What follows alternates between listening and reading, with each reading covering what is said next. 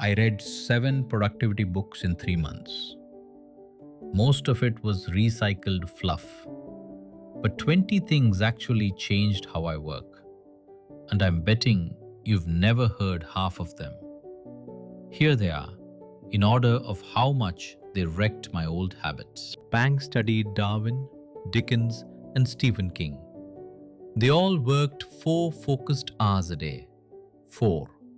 Then they walked, napped, and did deep play and outproduced everyone. Rest isn't the absence of work, it's where your unconscious does the heavy lifting. Two former Google designers killed their to-do lists. Instead, every morning they pick one highlight, a single 60 to 90-minute focal point. Urgency, satisfaction, or joy. That's it. Everything else is gravy. To-do lists make you feel busy. Highlights make you feel done. Kadavy figured out something I wish I'd known a decade ago. There are 7 mental states: prioritize, explore, research, generate, polish, administrate, recharge. Don't fight your brain. Match the task to the state you're already in. I write at 7 a.m., edit at 3 p.m., and answer email at 5 p.m. It's not magic, it's just paying attention. Cunningham, who lost millions to bad decisions, built one habit that pays him back forever. He calls it thinking time. 30 to 45 minutes of uninterrupted concentration focused on one high-value question. No phone, no tabs, just a chair, a notebook, and the question. He says, operators react and sweat. Owners think and plan. I started doing this on Sunday mornings. Game changer. Abdaal flipped my brain. He says positive emotions don't come after success, they cause it. Dopamine, endorphins, oxytocin, serotonin. When work feels good, you do more of it and you do it better. The trick? Ask one question before any task. What would this look like if it were fun? Willpower is a lie. Knapp got rid of email, Twitter, and news from his phone. Not blocked, deleted. He calls it the distraction-free phone. The result wasn't suffering, it was relief. Every distraction you remove is a focus you don't have to earn. Your body runs on 90-minute cycles. Sleep researchers call them ultradian rhythms. After about 90 minutes of focus, your brain literally needs a break. Not a snack break, a real one. 10 to 20 minutes off screen. Stop, walk, breathe. The people who pretend they can grind for 4 hours straight aren't more productive. They're just more tired. Gilkey says no more than 5 active projects per timescale. Quarter, month, week, 5 max. Why? Because anything more and you're not running projects, they're running you. I had 11 priorities before I read this. Now I have 5. The other 6 either died or graduated to actually getting done. Darwin walked his sandwalk 3 times a day.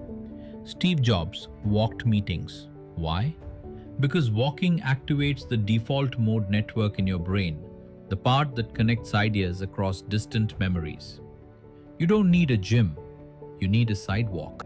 Cunningham's most useful question: am I solving the problem or am I just treating the symptom? Most of us spend our days putting out fires we accidentally started. He has 3 questions to find the real problem. What's not happening that should be? What is happening that shouldn't? And what don't I see? Write them down. Read them weekly. Your blind spots will start showing up. Sleep deprivation kills more performance than every productivity app combined. The Loehr and Schwartz research showed fatigue causes nearly 100,000 medical errors per year. If a doctor at peak fatigue is dangerous, Your 5 a.m. hustle culture is just a slower version of the same problem. Sleep first, optimize after. Discipline is a finite resource. Rituals run on autopilot. The reason elite performers wear the same outfit, eat the same breakfast, and start work at the same time isn't superstition. It's preserving willpower for the things that actually matter. Decisions are exhausting. Rituals aren't. Most people stop working when they're exhausted. Then they come back the next day with no idea where to begin. Hemingway had a better trick. Stop mid-sentence when you still know what comes next. Tomorrow you will thank present you. Always quit on momentum. Pang made a distinction I'd never heard. Deep play. Not scrolling. Not Netflix. Hobbies that demand skill, give clear feedback, and have nothing to do with your job. Churchill painted. Einstein played violin. Choose something hard, useless, and absorbing. Your best work depends on it. Decision-making degrades over the day. So does creativity. So does willpower. The single highest leverage move in your schedule, doing your most important work before 11 a.m. Email, meetings, Slack, busy work. All of that is fine to do tired. Your real work isn't. Gilkey's framework for any project. Chunk it into doable pieces, 15-minute tasks or 2-hour blocks. Link the pieces that depend on each other, then sequence them in the right order. Every project that overwhelms you is just a project you haven't chunked yet. Studies show your cognitive capacity drops just by your phone being in your peripheral vision. Not on, not buzzing, just there. The fix isn't a screen time app. It's a wooden box in another room. Out of sight is out of mind, literally. You're probably drinking coffee wrong. Knapp's tip. Time caffeine before the dip, not after. If your energy crashes at 2 p.m., drink coffee at 1:30, not 2:15. Caffeine takes 30 minutes to work. By the time you feel tired, it's already too late. Every productivity book in this stack ends in the same place. Review what worked.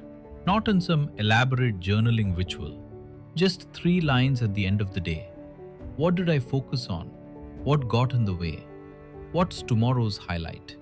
Do that for 30 days and you'll have data on your own life. Most people never do and then wonder why nothing changes. 20 insights, 7 books. The truth, you don't need all of them.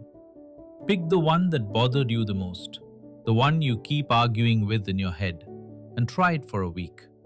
That's the one that's about to change something. Drop a comment with the number you're starting with. I read every one.